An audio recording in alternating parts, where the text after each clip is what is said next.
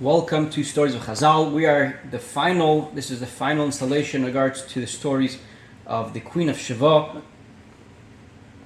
who came to visit Shlomo Melech and see his wisdom. And she had riddles for him. And we're going to speak about the final wisdom, the question, the riddle that she had for him.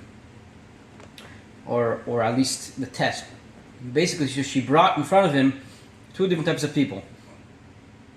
One was a circumcised person, one was an uncircumcised person. And obviously they were clothed, covered, and she asked him, tell me, if you could figure out from you which one is which. So Shlomo Melech did like this.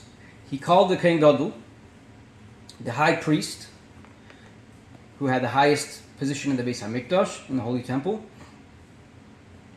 and he hinted out to him to go and open up the Aron Kodesh, the Aron HaBris, the covenant, the box of the covenant with the covenant inside it.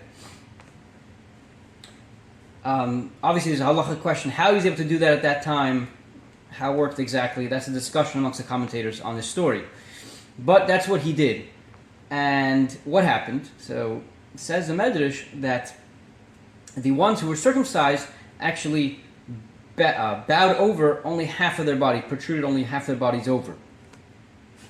However, the ones who were not circumcised, the Medrsh says that what happened to them is they actually fell over completely, face on the ground, completely prostrate on the ground. So Shlomo Melech right away decided. He said, I know exactly who. The one who fell over completely is the non-circumcised people.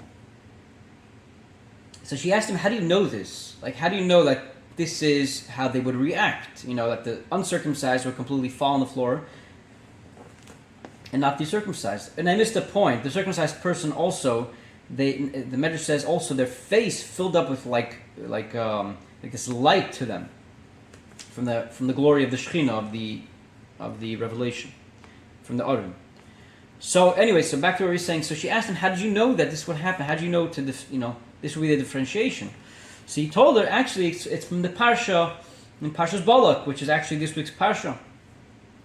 That Balak over there describes, there's a pasuk, a verse, which says like this. I'm going to read it to you and then explain. The pasuk says, Hashem machazeh shaka yechazeh, he will see the vision of God. Noifel gulunaim, he falls and his eyes are revealed. And Bilam was referring to himself.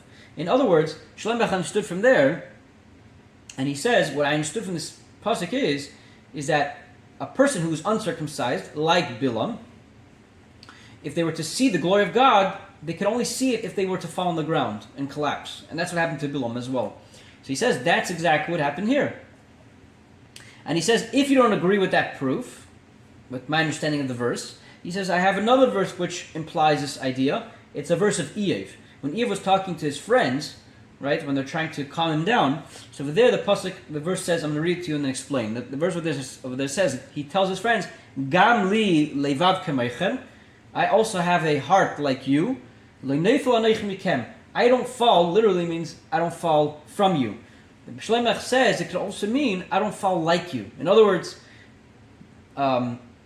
we, being both circumcised, all of us being circumcised, we don't fall when these revelations happen. So Shlomo Melech says that's how I understood this differentiation.